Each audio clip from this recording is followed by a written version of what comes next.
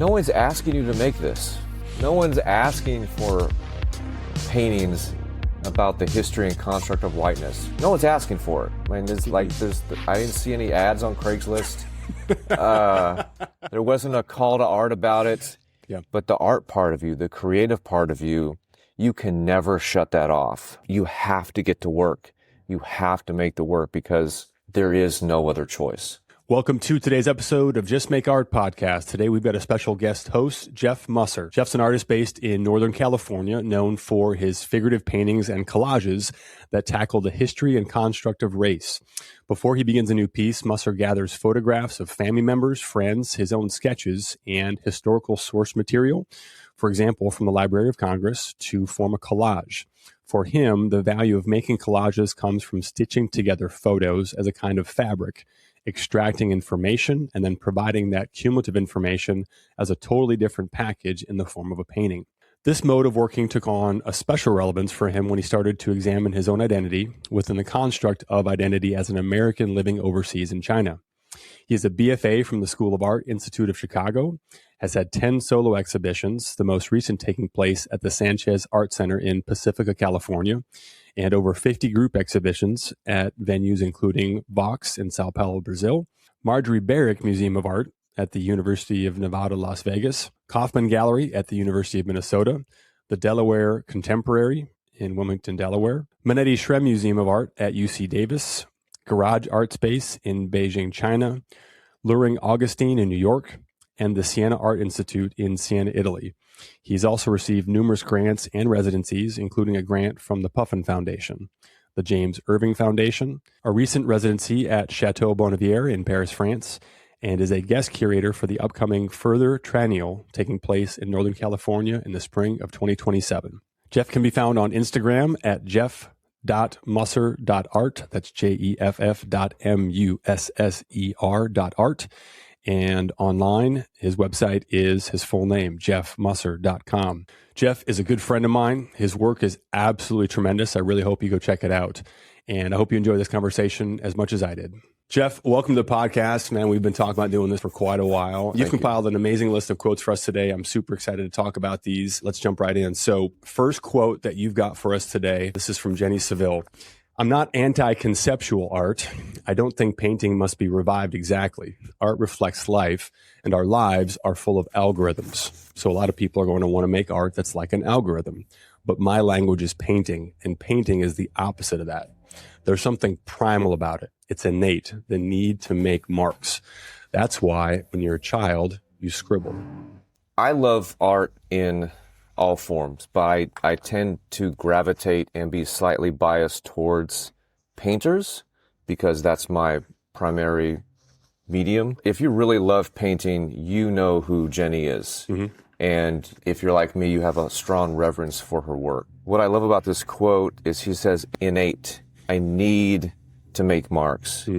I need to paint. Not part of the quote, but I'm sure she's like me that if you don't paint for a while, you start to get really antsy and nervous and something's missing. You just have to do it. And there is something just so strong about this quote. Like when you're a child, you scribble. It's something that's just so innate in human beings, but not everybody takes that path their whole life. If you're a painter, then it's just something that you have to do and you know.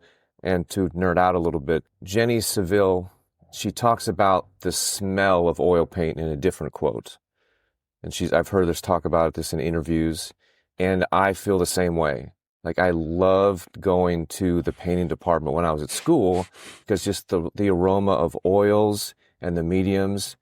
And then when I was in school, my friends and I, we would drink too much, and then we would blindfold each other, and we would, okay, it's going off the rails. So we would drink too much, we would blindfold each other, and then we would take tubes of paint, and we would sniff it, and if you guessed the color right, everyone else had to take a shot. That's amazing. And if you guessed the color wrong, you had to take the same number of shots as the people that were sitting around you. Sometimes it was 2, sometimes it was 5. Yeah.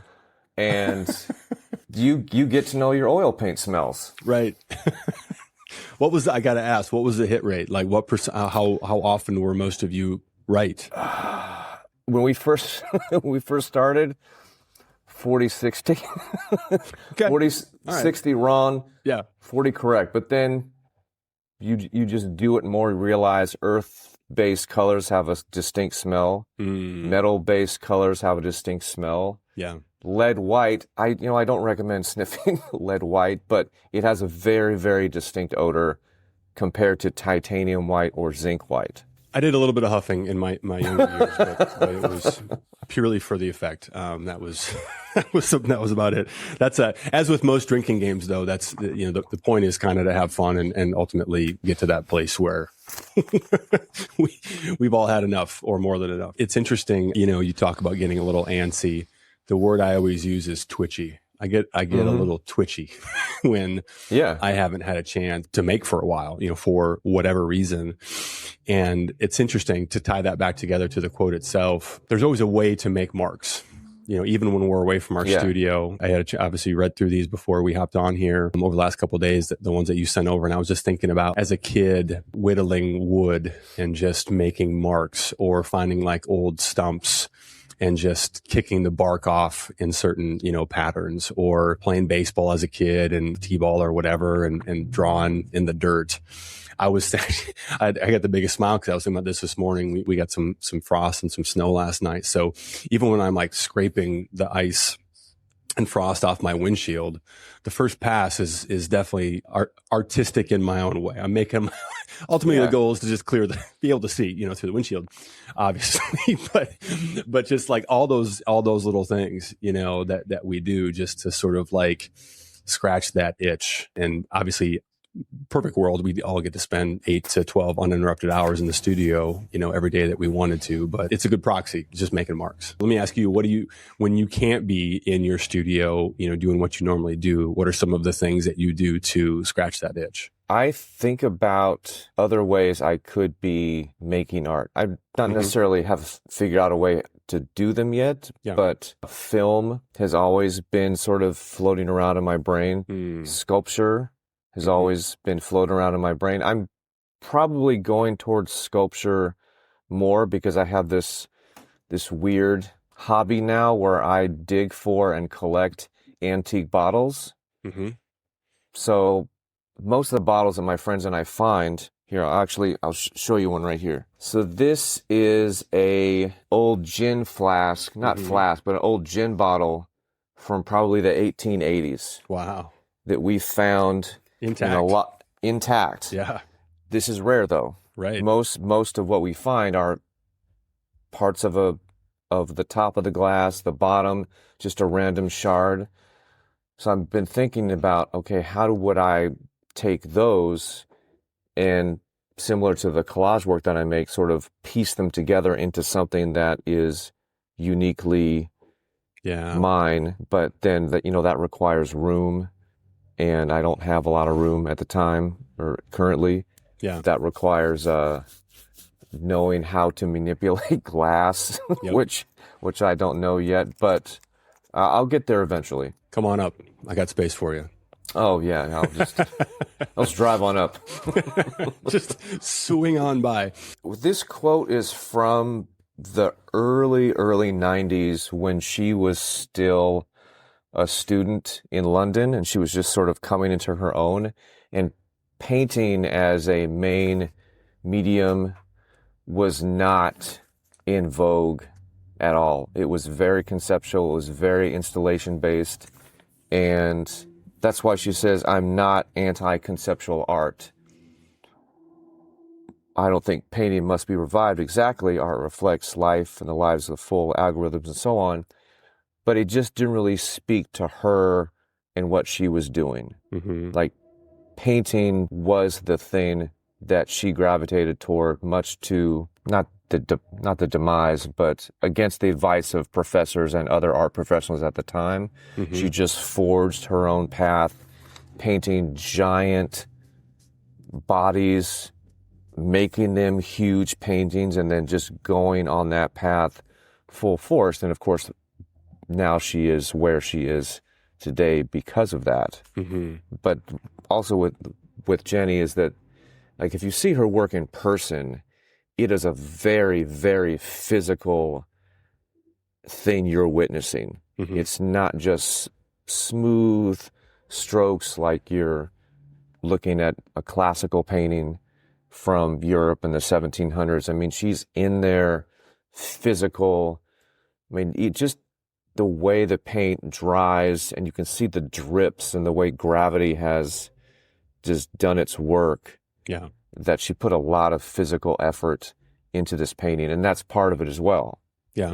It's the mark making, and not just how the paint looks on the canvas. Yeah. Is she an influence for you? Oh, definitely. Yeah, I see that for sure. Yeah. Some of the bigger work I've been doing recently, there's a lot of her in there. Just my own personal reasons of loosening up, Mm-hmm. and see if I can, take some of that magic that she has and sprinkle it a little bit into mine. Yeah.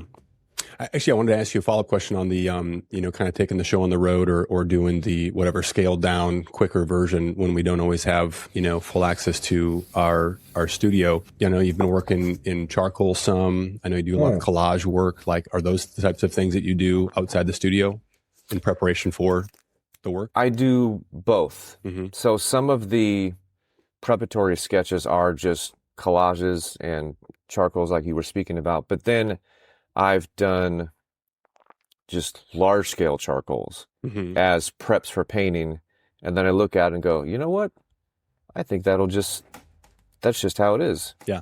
It just stands on its own. And Mm-hmm. I did a painting a couple of years ago at a live event. So it was just a big night market. And part of the party was artists doing live painting.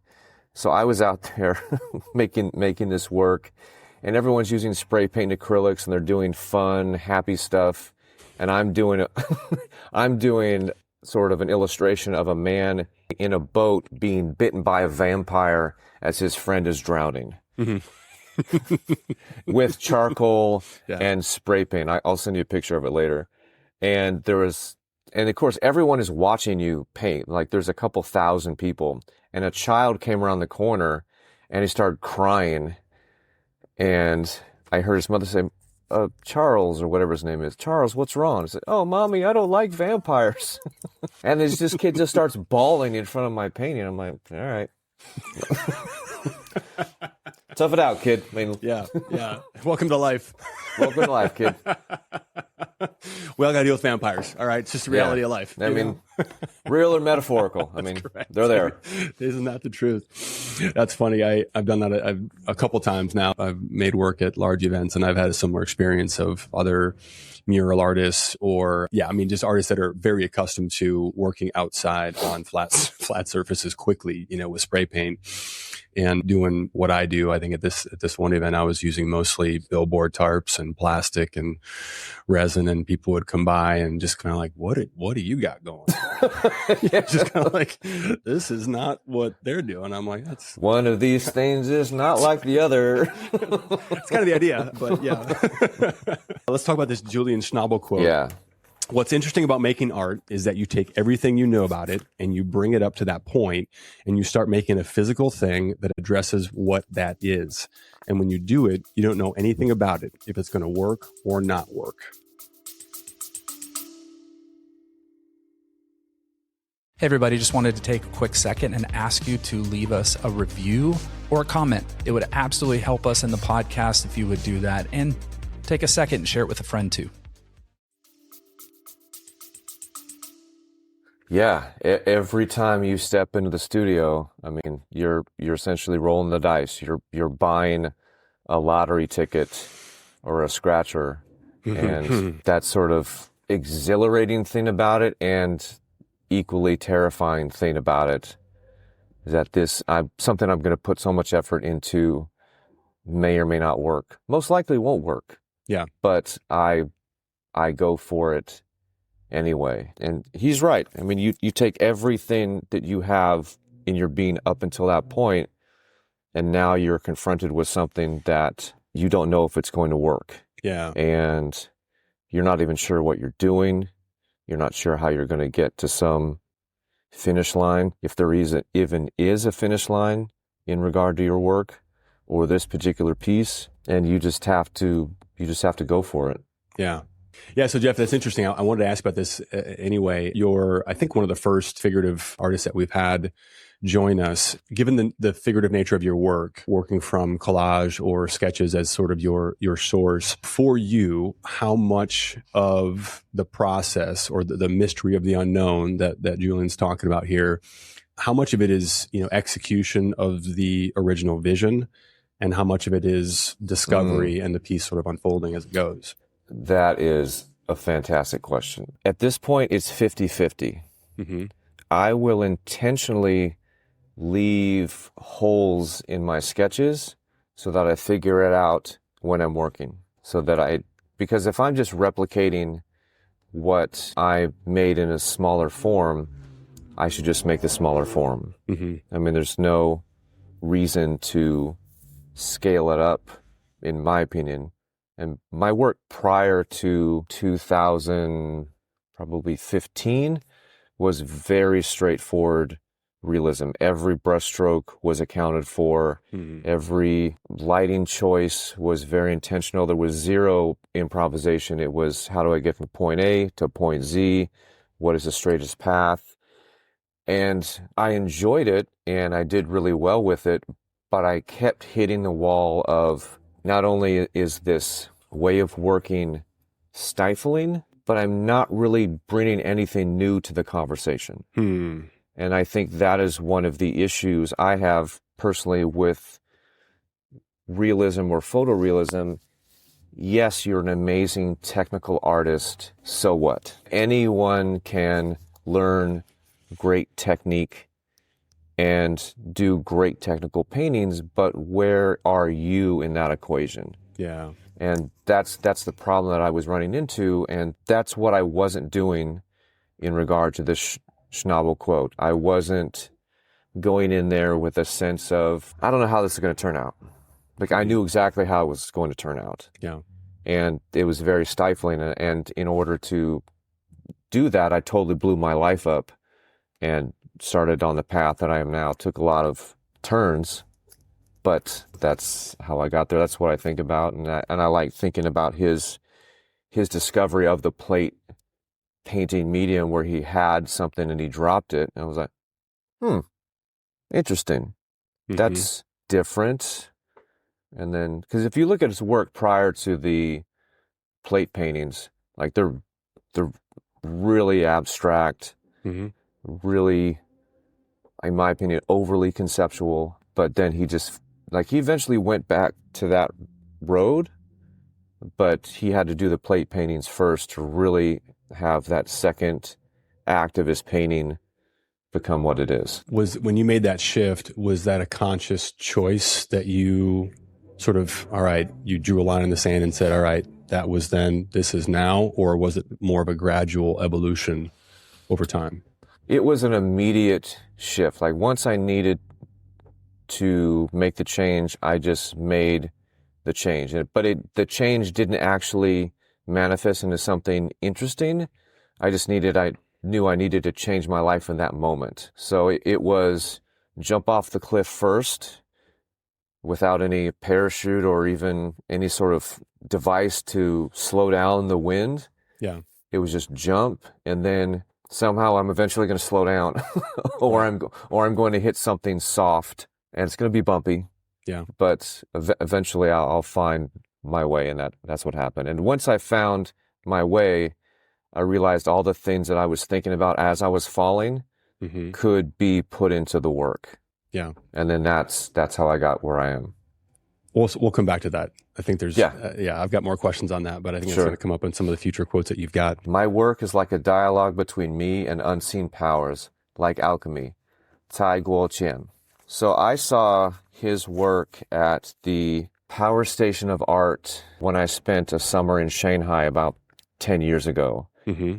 And when I tell you my mind was blown and I was never the same, it was like the first time I saw Caravaggio in a slide presentation in an art history class. Like an atomic bomb went off in my brain. It was like, what is this. I'd heard of his work.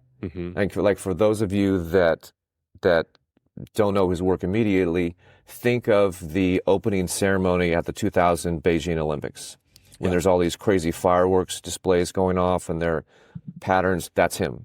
Yeah. So one of his primary mediums is fireworks and gunpowder, which is just like, I would never think to use that as a medium at all. But he also does sculpture. He also does huge installations. And I saw the work. I'm like, what am I doing with my life with this guy? Like, I am a tiny ant, and this God is walking around. He's come down from Olympus, and he's blessing all of us. But it's very similar to the Schnabel quote, where you go in to do something, you don't quite know how it's going to work out. These things just seem to flow out of nowhere. And you're in this flow state, and then you take a step back and you think, where did this come from? Yeah. Like who or what is channeling through me? And it is a lot like alchemy. Yeah. Like you just got these potions you're trying to make work. You're trying to turn lead into gold, and you just get inspiration, and then it's like, oh, is that gold? Did I just make gold? Did I just do an impossible thing chemically? And then you translate that to your work, and it's magical. And sometimes it's really scary. Yeah. Because you don't know how you got there, but you're there. And, sometimes when I finish the work and it's on the money, like the hairs on the back of my neck will flare up. And you're like, oh, this is like, now I'm onto something. Yeah. You know what that's like. You've been there many times. Of course. I've definitely had a lot of experiences like that. I mean, what just popped to mind when you were saying that, I'm thinking about the first time that I stood in front of an El Antsui piece, and I was just like, it's joy, it's elation, it's the fear. I'm thinking about a quote that I come back to all the time, a Jack Wooten quote that we've discussed before on the podcast with Jamel and others, but put the fear of God in these paintings. I mean, you stand and the scale, the materiality, like all of it. But yeah, feeling like an ant, just like and so for sure we've all had those experiences, more than once. For you, what do you do with that, right? Because I think there's a few different ways that we can respond to having those moments. Personally, I think in the moment, my initial response is just like what you said. What am I doing? Like, what's the point? Yeah. What could I possibly add to the conversation? What could I possibly bring to the table that is unique or special or whatever, authentic? I think over time, here I am answering the question that I asked you. How do you, great interview, Nathan. Nice work. How do you respond in those moments? What do you do with that, Well, there was a time where my own depression and anxiety would get the best of me, and I would just sort of just shut down. Yeah. And I would just feel terrible about myself. But then as I've gotten older, I've found ways to deal with that. And one of the things that helps me is that there was a time where Cai Guoqian probably felt like that, looking at the work of another artist and thinking, what's the point? What can I add? What could I possibly do? And it helps to remember that the people that we read about, that we look up to, that have had these amazing careers, that make this phenomenal work, one, they didn't get there overnight. It took them time. They had a lot of help. And two, they're people just like us. They have fears, they have wants, they have needs, they have desires, they have anxieties. Like I've heard people, like someone we'll talk about later in the pod, Kerry James Marshall, talking about doubts. Like, you have doubts? Yeah. Like Kerry James Marshall has doubts? Yeah. And I've heard other artists say the same thing. Like, yeah, I was terrified to meet so-and-so because I had looked up to them my whole life and I always felt inadequate. And little tangent. Do you know the author Simon Sinek? I do. Yeah. So he has talked about this many times where he used to check the Amazon ratings of a certain author. Do you know the speech I'm talking about? Yeah. Mm-hmm. Okay, where he would check the Amazon listings of another author that was in his similar field. Yeah. And he would feel great when he was on top, and he'd feel sad when his rival would edge up, and then they just go back and forth. Yeah. And he hated this guy, and he felt so inadequate. So they just so happened to be on the stage at the same time at this conference. And Simon says, essentially, I feel very intimidated by you. All your strengths are all my weaknesses, and I don't know what to do with that. And the other guy says, funny, I feel the same way about you. Yeah. And then they just had this great dialogue, and now they're good friends. And that has helped me when I see an artist's work out in the wild and it's amazing. Oh yeah, this is another human being that's just trying to figure it out like the rest of us. That's it. It doesn't always work. I mean, I will still go into this spiral of, oh God, I'm terrible. Oh, like, why do I even bother? But that voice is not as loud as it used to be when I was younger. That's such an important thing to realize. Before they were gods, they were mortals. And if you asked them, they would not. They'd identify as a very mortal, flawed. Maybe Julian Schnabel might not. Yeah, there's a couple. I think Schnabel and Koons. I think yes, I am a god.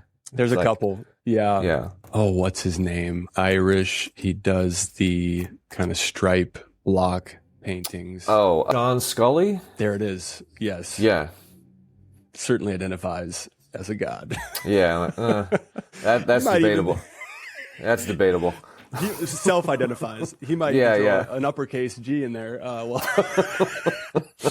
Yes, but with very few exceptions, for the rest of us, and that's where going through and really peeling back the layers, right? So like doing the research and spending time with the biographies, the autobiographies, listening to interviews, listening to them speak about their work and about their life's experience.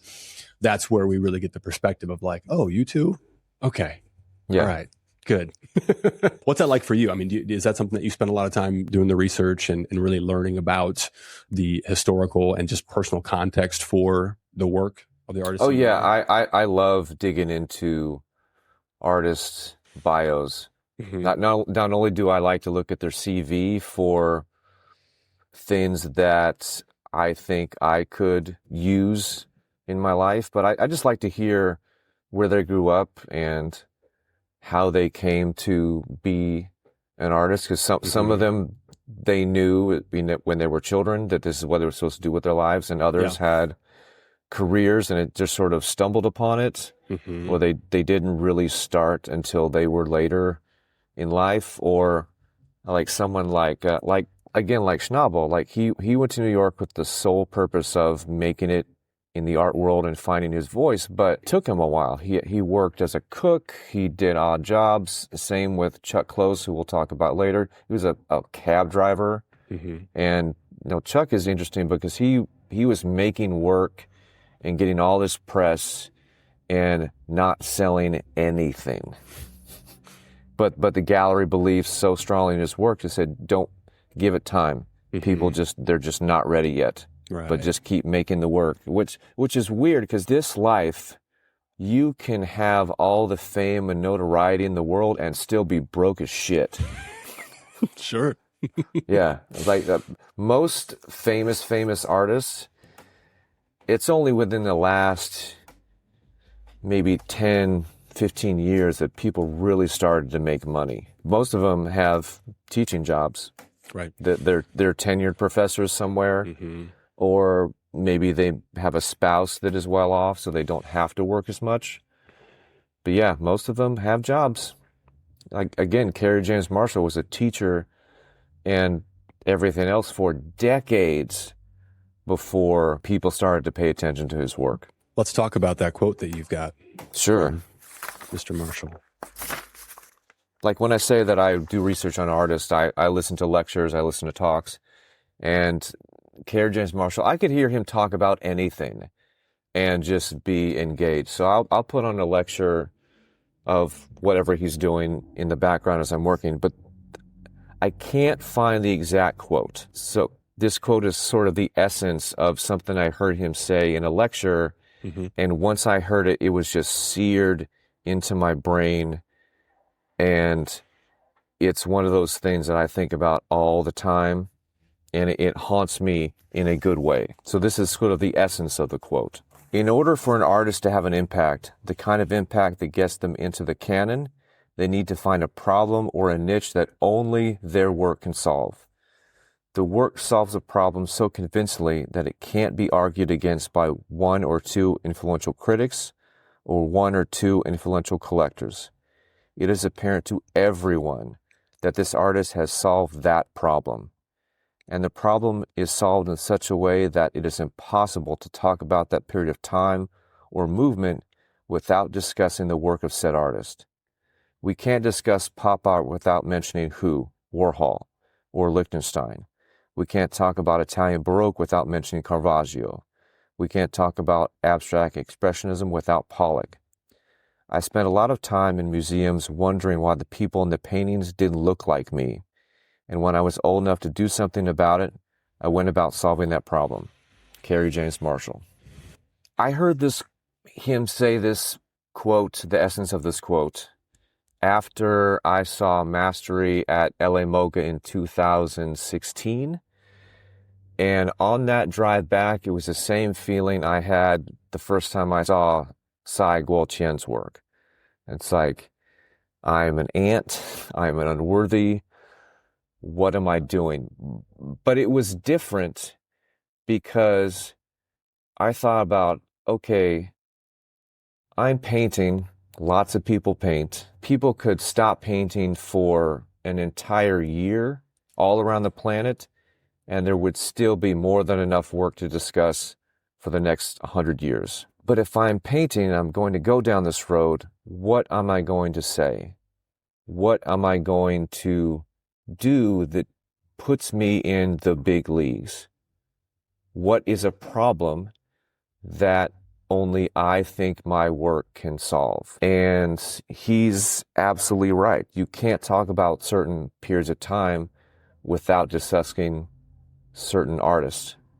There may be people that make niche work, but the big dogs, they found that problem and they fixed it, and that's it. Duchamp's ready-mades, there was virtually nothing before it in regard to that idea and that object, and once he took that genie out of the bottle, it can't go back in. It's a very, very, very, very heavy thing for any artist to think about.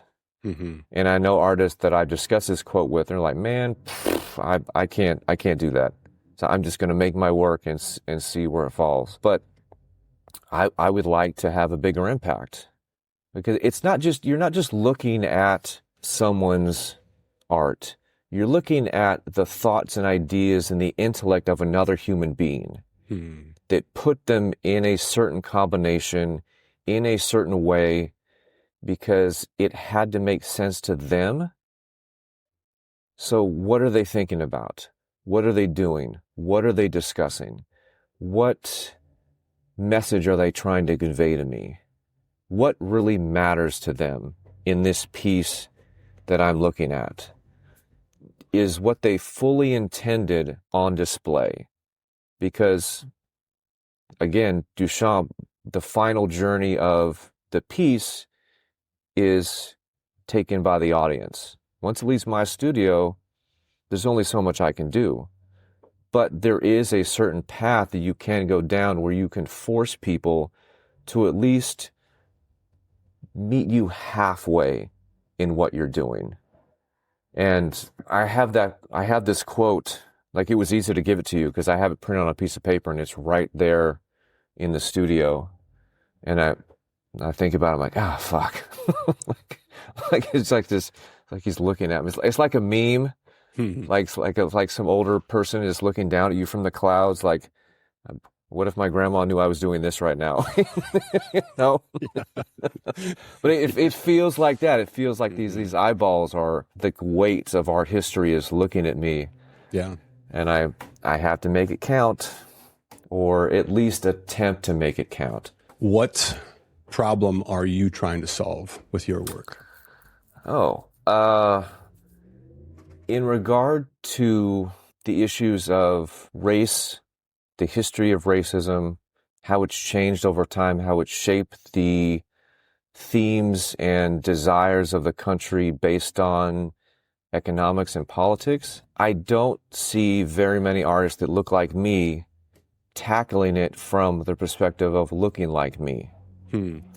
So how was the definition of white person even conceptualized? Where did it come from? What forced it into the lexicon?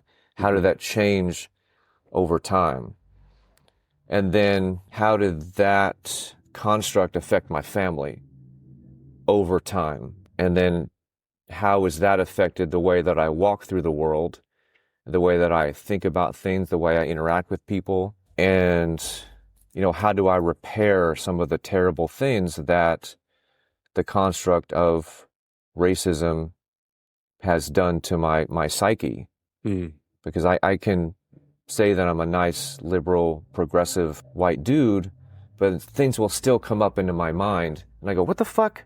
Where did this come from?" It's like a little cartoon devil has popped in my shoulder. Like, where did you come from? What are you doing here? So it's part historical narrative, it's part historical sort of subjective conceptualism, and then a lot of it is self-repair. And then doing that through art so that kind of conversation is easier to have, because it's one of the most fraught conversations you can have with virtually anybody. Sure. But art is one of those beautiful things that it could take a very volatile subject and make it palatable and even relatable. Think of any book that's about trauma or something terrible that is beautiful. Songs, written words, art, dance, installations, anything that people can take from and make digestible and beautiful, but also real at the same time. And I don't know if I will solve this problem, but I can at least get the ball rolling and contribute to making the world a better place. Yeah. That's beautiful. So can you talk about, Jeff, I know, you spent a lot of time in China as, a minority. How did your experience there inform your work? It was very odd. I mean, first of all, I loved my time in China. I met some amazing people. I saw artwork that changed me forever. I have lifelong friends. I loved getting lost and figuring out how to get somewhere. But yes, I was sort of the odd man out in the city where I was in. I mean, it's not like it was in a small provincial town. Well, I was in a small provincial town on China standards. So I first landed in a city of Foshan, which is in the southern Guangdong province, with a city of only 6 million people. Yeah. So, but there were places where I would go visit friends, or I would go to a wedding with a coworker, and people would come out of their houses and look at me like, who is this foreigner here? Because they'd only seen Westerners, particularly white Westerners, on television or in movies. Like that's how isolated some parts of China were. I mean, I had people stop and take pictures with me on the street. I'm like, what are you doing? I am nobody. Right. And okay, here's another funny story. So in China, they will pay foreigners to go to parties because the idea of having a foreigner there seems more elite and exclusive and more interesting. Wow. So I was paid, the first time I did it, I was paid to pretend that I worked for this cosmetics company based in London. So this guy, he brings us in, he debriefs us. He said, okay, you work for the skincare company, yada, yada, yada. You're based in London. Like, what about my very not British accent? They're like, oh, don't worry about it. Like, what if people want to talk to me and ask about the brand? Don't worry, no one's going to talk to you. Like, well, then why am I here? It'll be fun. Right. Decoration. Decoration. But then, like, what about the girl over there who I can clearly hear speaks English with a London accent? Mm-hmm. Oh, we just don't talk to her. What are you doing? Like, all right, fine. So it sounds weird. I just stood around with a tie and looked nice and posed for pictures. And then they had this big dinner, and then a guy gets on the mic and says, welcome, Ben and Mr. Jeff from London. Then we get up at this table and people are clapping. We're like, all right, hello. And then we sit down and we eat, and then they usher us up to the stage. And evidently the skincare company has donated money to a local children's charity. So then we're just holding this giant novelty check on stage, like, and then people are lining up to take photos with us. Wow. So underneath all that, guess which kind of foreigners do not bring prestige and fanciness to an event? Dark-skinned foreigners. So even though I was the odd man out, this still afforded me privileges and luxuries that other people didn't have. So before I got to the work I was making, this had been building for a long time. Yeah. Like I just had a show, and the title of the show is A Special Kind of Existence. So I knew from probably 10 or 11, based on the way people were treating me, that it was a special kind of existence. But when you live in America, because there are so many dudes that look like me, it can just sort of fade from your mind. Like you just sort of wallpaper, you're in the background. But when you're in China, and it's very apparent that you are not Chinese, and your Chinese that you're trying to learn is terrible, but you're still treated as though you're special, it's weird. Like it just sort of reinforced, like, okay, I am on the right path. I don't know why I had to go to another country to realize this, but it just set the wheels further in motion. And then you watch how Chinese people treat their own, if they happen to be darker skinned or have wider noses or fuller lips. Like I would watch the people I work with run from the main offices to the cafeteria across a courtyard in the middle of the summer, like doing this, because they didn't want the 15 yards of sun exposure, because having fair skin has such a prestige to it that it's weird, and again, not weird, because that's the way the world functions, unfortunately. Yeah. Our next quote that you've got for us from Lisa Yuskavage: I think great art goes beyond the control of the artist. In some ways, art often makes itself and reveals things about that artist that maybe the artist is not fully conscious of. Yeah, she's right about that. And very much in the theme of the previous quotes is that you often don't know how you got there when you're making your work, and often not fully conscious of. And in relation to Lisa's work, I find that quote to be interesting, which is why I chose it, because her work is figurative, it's narrative. I don't see a lot of her work that seems like it was left up to chance. It's very intentional. You're very much looking at her intellect and her thought patterns about rebellion and sexuality and the pressure cooker things that women have to go through. So this quote was interesting when I found it, because her work is very intentional. I like I said, I don't see a lot of accidents or subconscious things happening. Maybe her color choices, perhaps. But we should have her on the podcast and ask her. Let's call up David Swarner. It's like, hey man, can we get Lisa to talk to us, please? That would be fantastic if you can make that happen. Yeah, we are all in. I'll make some calls.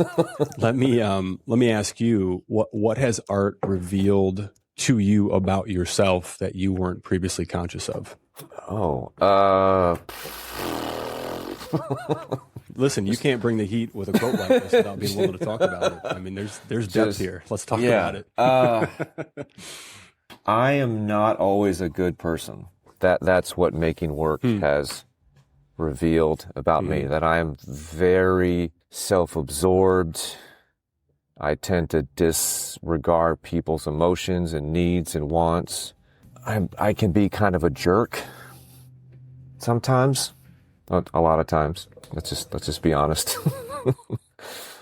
And I've had to figure out ways to unwind all of those things about myself. Yeah. And also in the theme of my work that, despite my amazing upbringing and my diverse friend group and the people I've loved, I have some ugly, terrible thoughts in my brain that I know my parents didn't consciously plant there, but they got in there somehow. Yeah. And I feel terrible and shameful and angry when I realize that they're in there, but I don't stay there. I actively do something about it. Yeah. And part of that is talking to people about the things that I feel and think that come up. And part of it is making artwork about it. Yeah. It's one of the tremendous gifts of being an artist, is the space that it allows us for self-reflection, for introspection, for really considering things at a level that I would argue, just speaking from personal experience, is much more difficult, if not impossible, without that space. Certainly plenty of people find space to do that in other ways, than just art. But for me, art really introduced me to myself in ways that nothing else could. And I know that for certain because I was 40 already. I was at least the age of a mature, fully formed adult when I really took this on full time and had that space to be able to do that. And it's such a gift. It's such a gift because I think that without that introspection, without that self-reflection, it's really difficult to even become aware of what's really bubbling underneath the surface, to really dig in and peel those layers back,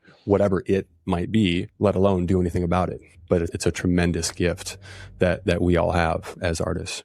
Yes. And I can really, like this quote and what you just said, I really see that in your work, because not only are you constructing things that people tend to just sort of toss away and, we don't have any use for this anymore. And then you're, in a way, deconstructing them at the same time. So it's building, it's digging, it's building, it's digging, it's breaking down, it's building to reveal something in that sweet spot, that essence of, this is who I am, this is what I want to say, maybe even to a certain extent, this is the kind of man I want to be in the future, so that as crazy as the world is, I can leave behind a legacy for my children to look at and believe in and think, despite everything, I want to give you the ability to make something of your life that I love you and I tried, and it's not always going to be perfect, but you will be okay. Thanks for saying that. You're welcome. It's the digging, for sure. And when you were talking about you're digging for bottles, that the process of discovery, you mentioned, I wrote this down, when you said lottery ticket, that scratch off of just like, this might be the spot. This might be the thing that if we keep digging, scratching, burning, carving, scraping, what's that going to reveal? I will never tire of that. I will do that until my dying breath. And we're all doing a version of that, with our work, for sure. Yeah. Should we talk about Chuck? Yeah. Good old Chuck. This is a quote that has definitely appeared on the pod before and will probably again because it's that powerful. But we're going to hear Mr. Musser's take on it. Inspiration is for amateurs. The rest of us just show up and get to work. If you wait around for the clouds to part and a bolt of lightning to strike you in the brain, you are not going to make an awful lot of work. All the best ideas come out of the process. They come out of the work itself. Chuck Close. You know, I don't remember exactly, but my father sort of said something similar to this when I would get all mopey and depressed and self-absorbed and complaining about my circumstances. And it just go paint. Just put all that into work. Mm-hmm. Just get to work. Just figure it out. It took me years to actually listen to him and absorb it. And then I found this quote. I'm like, oh yeah. Yeah, like I've never, occasionally like an idea like, ooh, that would be cool, will pop out of nowhere. But then unless you actually take that idea and put it into action, you don't know if it's going to work or not. And you just have to get to work because art is like anything else. It is work. It is a job. It doesn't always pay the bills in this capitalistic thing we're a part of, but it is still work, it is still a job, it is still worth pursuing just because it's valuable. It may not have any monetary value, but it's still something that you should do and at least most of the time enjoy. I don't always enjoy when I'm painting, especially when it's not working, like all of us, but it's still something that you should put the time and effort into. Well, Jerry Saltz says, get to work, you big babies. Yeah. And I am absolutely a big baby a lot of the time. So when you, Jeff, are being a big baby, what do you do to anchor yourself to this fact, this truth that Chuck Close talks about? Well, I also have a nice Jerry Saltz quote. Like you can't see it, but I mean, I can still read it even though there's a bunch of paint smears on it. It's stop whining and get to work.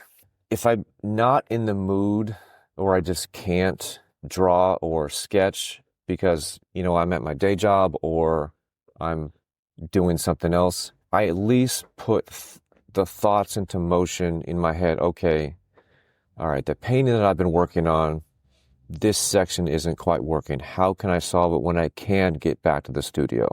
Mm-hmm. Or, you know, this idea has been sort of floating around.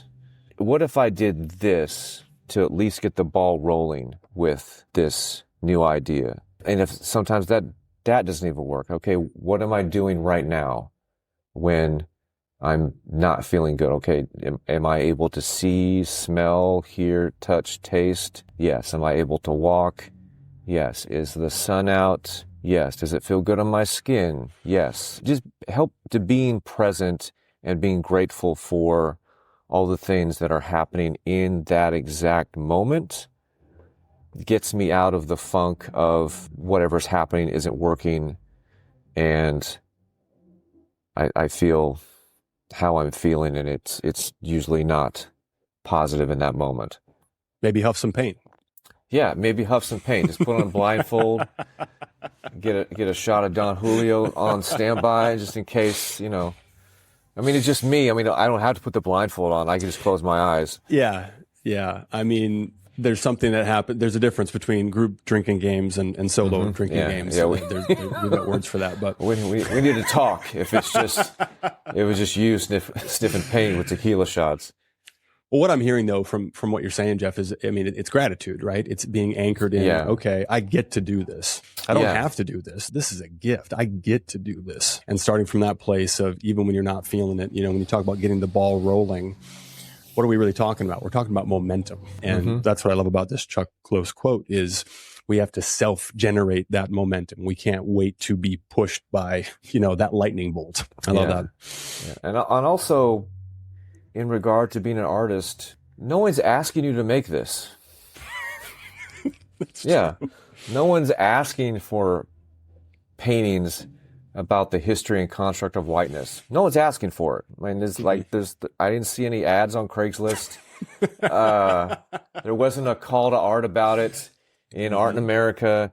It's just something I have to do. Mm-hmm. And if you're an artist and you're listening to this and it's something you have to do because you'll feel like you'll go crazy or your life just won't be fulfilling if you don't, then you know what I'm talking about. You have to do it. There is no other choice. Yes, you may have to do something to survive and pay your bills. You've got kids, you've got grandkids, you've got a car payment, you've got a mortgage, you've got credit card bills, you owe money to drug dealers, whatever your circumstances. You will do what you have to do to survive.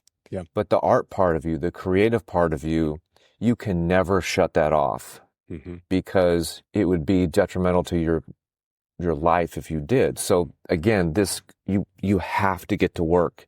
You have to make the work because there is no other choice. Next quote you got for us, Jeff, from Ai Weiwei. My definition of art has always been the same. It's about freedom of expression, a new way of communication. It is never about exhibiting in museums or about hanging it on the wall. Very similar to what I just said. No one's asking you to make this work. Yeah. You have to do it because you have to do it. And museums are awesome. Getting to show in a museum is great. Going on a residency is fantastic. Being in a gallery, selling work through gallery is awesome. But that should not be your primary motivation. It's good to be business-minded now because art is a business. It is a game. It is a hustle. But if all of that didn't exist, would you still be making your work? Yeah. Would you still feel compelled to go to construction sites and get materials and then learn about these different plastics and metals and burning points and, okay, if I get this too hot, it's going to explode my face. So I need to find out what happens if I take the temperature down just a little bit where I can work with it, but it's not a terrible hazard to myself. Also, within Ai Weiwei's life, I mean, he is a superstar, but there are a few people that, still don't know who he is. He is from mainland China. He has done a lot of work that the Chinese government does not like, and he's gotten in a lot of trouble for it. Like they've taken his passport multiple times. He was jailed for tax evasion, allegedly. I'm not sure if he's even been back in the last few years. I think he lives primarily in Berlin. He would make work. I mean, he has to make work, and he would be making work even if he wasn't a superstar. Yeah. And he makes work to the detriment of his freedom. I mean, you can't get more punk rock and badass than that, to the point where a government wants to shut you down. Yeah. All right, you've reached another level there. Mm-hmm. I want to make a shitty comment about Damien Hirst, but I don't. We can. I mean, he's. I have many issues with Hirst. Yeah. But I like some of his earlier work. I think Damien Hirst is kind of what happens to bands that sell platinum on their first album. They get too much money too fast. Yeah. Mm-hmm. And then they have too many yes men around them, and then they just keep doing what they think is going to get their lifestyle perpetuated and going. And like there was another quote that I wanted to use, but it didn't really seem appropriate, and it was something along the lines of, I think money can be a form of art, and I'm around a lot of money, so I use it. Like, all right, Daddy Warbucks. All right. I mean, but he is one of the world's wealthiest artists. So he's done something right. You talk about music. I'm thinking about that. Oh, I forget what Tom Petty song it's from, but there's a line, the A&R man says, I don't hear a single. Yeah. Yeah. Come on. We need more. We need more of that thing from before. Yeah. Yeah. I've heard interviews where George Harrison from the Beatles was talking about the days when they were just on fire, and he and John and Paul would sit around and say, let's write a swimming pool.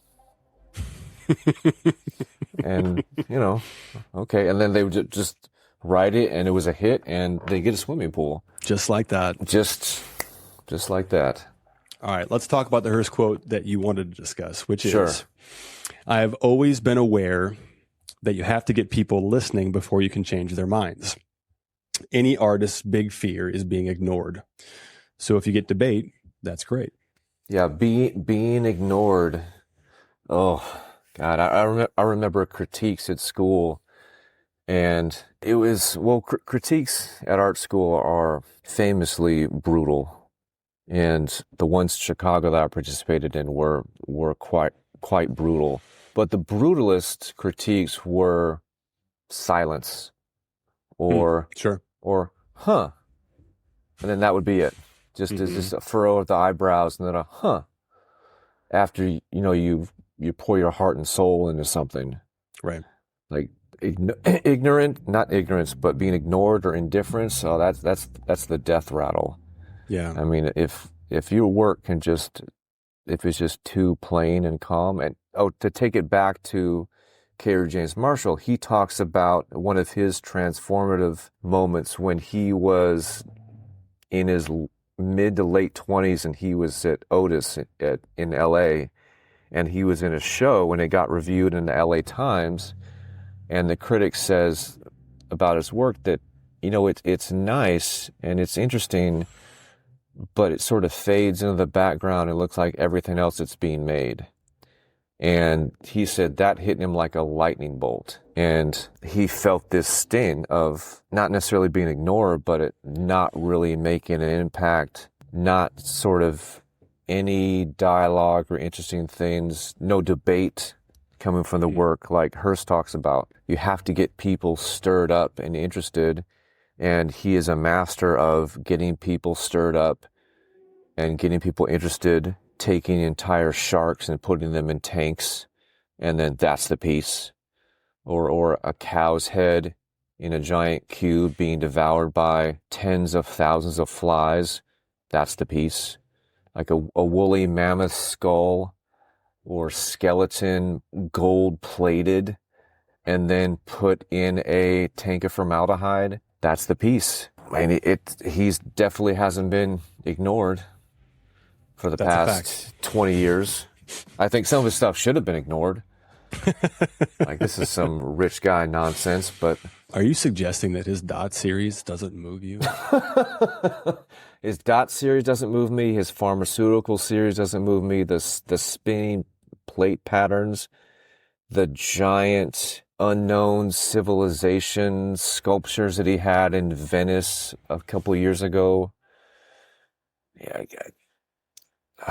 millions of dollars were spent fabricating these things, and like, oh, man, like, why?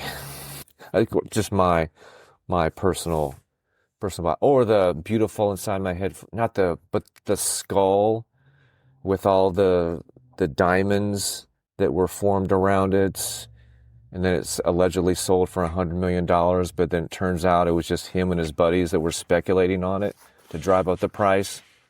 Mm-hmm. And then they actually bought it, so he actually bought it, which means no one actually bought it.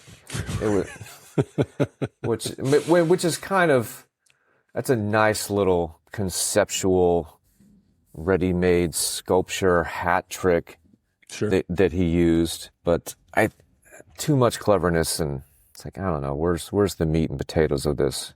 But look, we're debating it. We're talking about it. We are talking about it. Yeah. Like, so it worked. And there's more I could and want to say, but I don't want to make this a Damien Hirst episode, so we'll move on. A quote from Gerhard Richter. Of course, I constantly despair at my own incapacity, at the impossibility of ever accomplishing anything, of painting a valid, true picture, or even knowing what such a thing ought to look like. But then I always have to hope that if I persevere, it might one day happen. And this hope is nurtured every time something appears, a scattered, partial, initial hint of something which reminds me of what I long for, or which conveys a hint of it.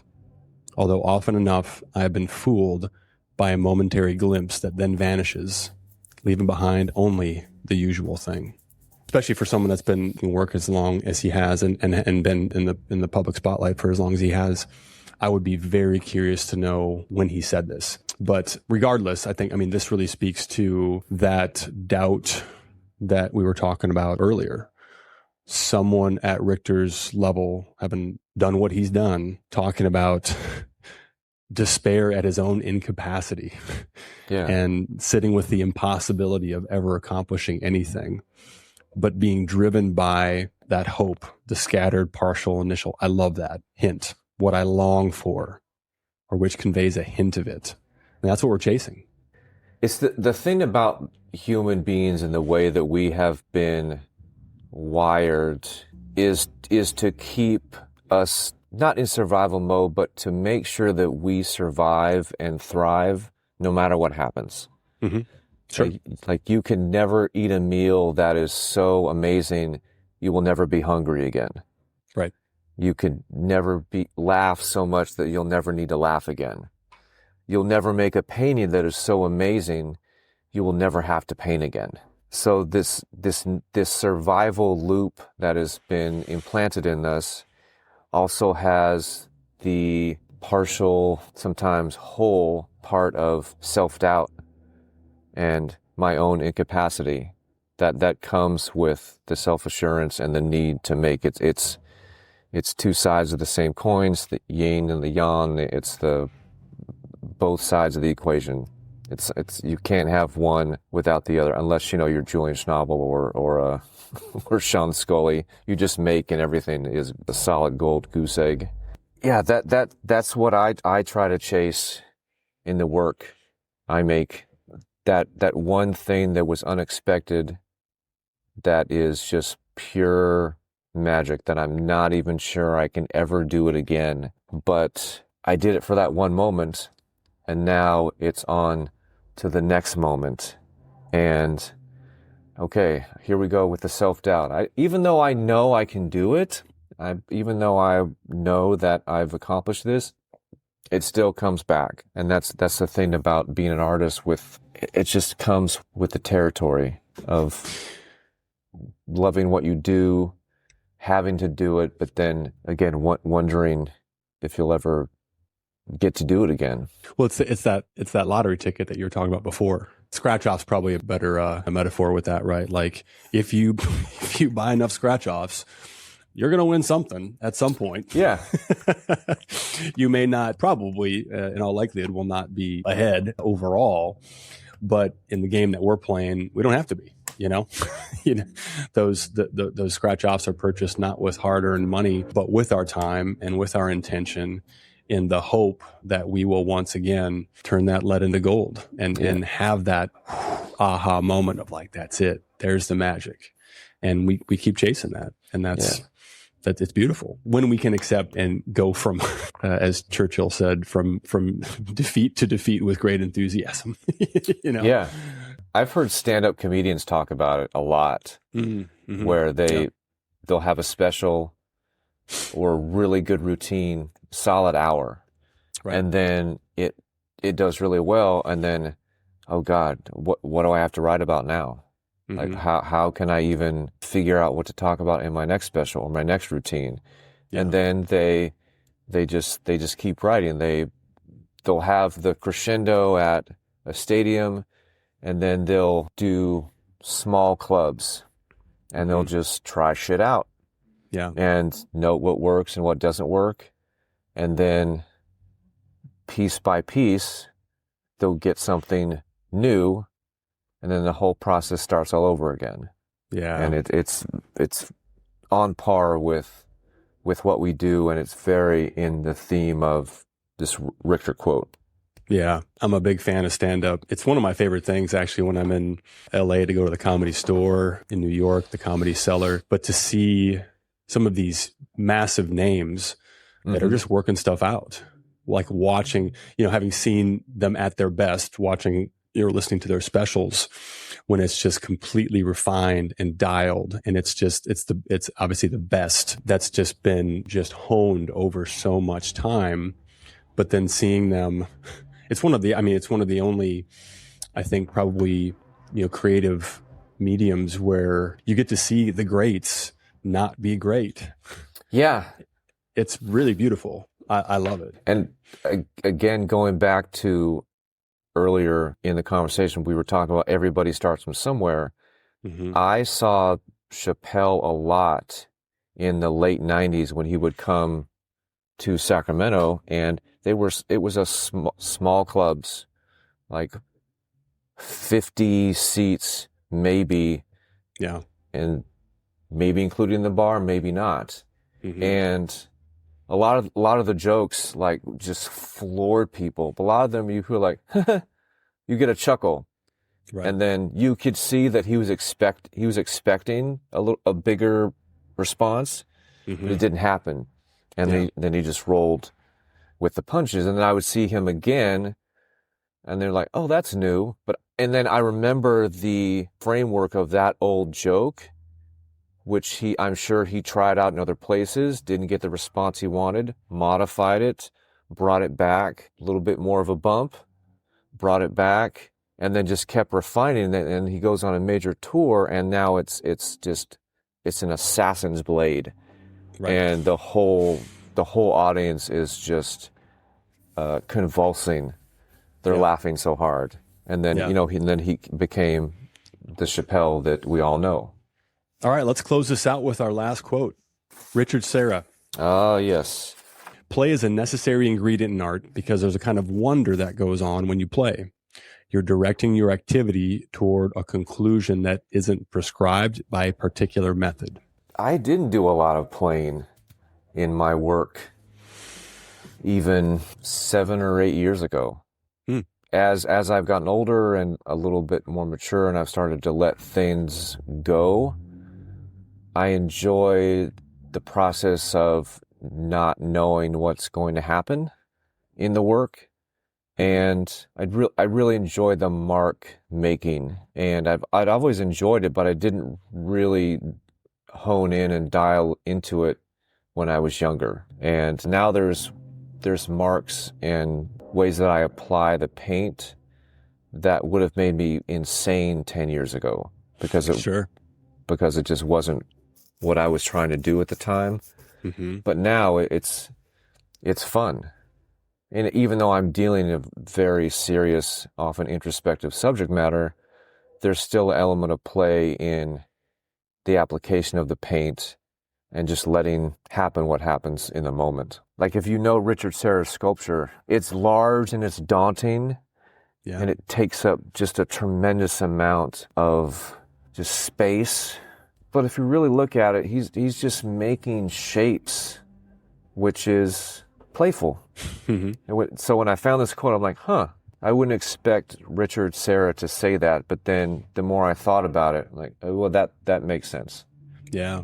Play is so important. It's interesting to hear you talk about that in the context of your work as well. But it's such a I would argue necessary component for discovery, for figuring out and determining where could this go, what else could be possible, what else could I communicate through this visual medium that I'm attempting to communicate with. I love that quote. That's fantastic. Let's close with this, Jeff. What advice do you give artists when they ask, or artists when you do talk? What's your, just a little parting nugget of wisdom, a tip, if you will?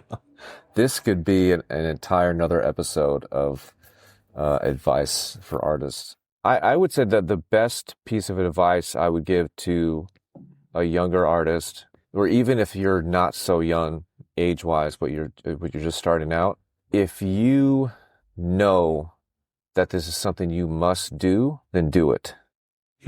If you don't feel like you will be a fully realized human being if you don't, then you were obligated to the rest of us to put whatever is inside you into your work so that we can see the work from a different perspective. I think the problem comes with people that think art is cool and trendy and it's exciting and fun, and it makes me think of a Bukowski quote of like there's enough mediocre nonsense in the world. So unless you're all in, don't even bother. I think there is a lot of people that are in this world, their heart's not really in it. So if this is what you want to do, then do it. Congratulations. Here's your honorary membership jacket. Make sure it fits. Try it on. Now get to work. And that is not a finely tailored, bespoke dinner jacket. No. It's a work coat with holes in it. It's a work paint coat. all over it. Yeah. It may be very well made. It may be thick like a nice Carhartt jacket you get at a construction site. Yeah. Or it just may be like an old raggedy shirt that you make your own. Either way, just get your uniform on in whatever capacity that is and get to work, because the world needs your work and you need to make your work, so you need to share it with the rest of us. It's a great place to end. Jeff, thanks so much for joining us today. My pleasure. It's been a pleasure. I really appreciate your friendship. And, ditto. This has been a real joy. So thank you, everybody, for joining us for today's episode of Just Make Art. We'll be back in a couple weeks, probably, with another episode. Bye-bye.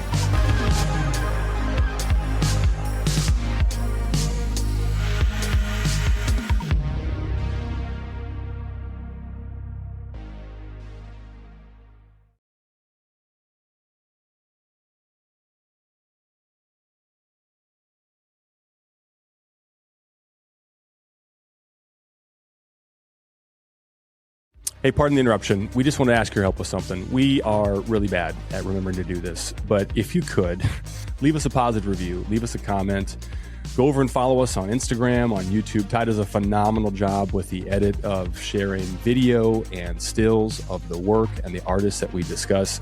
We would really like to grow this thing and would like to ask for your help in doing that. Thanks. Back to the episode.